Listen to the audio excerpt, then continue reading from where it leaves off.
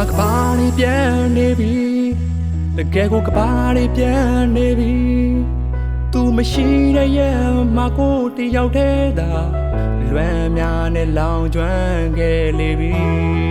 ဘယ်သူမှတော့မသိနိုင်ခဲ့ဝေးကိုမျောနေစေကိုသိချင်မီလို့ရှုံးပေးပါကန်တရားကြီးကဆိုးလာတယ်အတူတီဆောင်ခဲ့တဲ့တိုင်းမြုံလေးတန်တရားနဲ့နာမလဲမှုတွေကြောင့်သာမျိုးပြက်ဖြစ်ဖြစ်စီ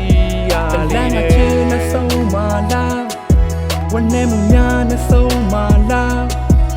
ဒီရင်တွေကတဲ့တွေခွဲချေသွားစေမင်းတို့မပြုံးပေးနေခြင်းနဲ့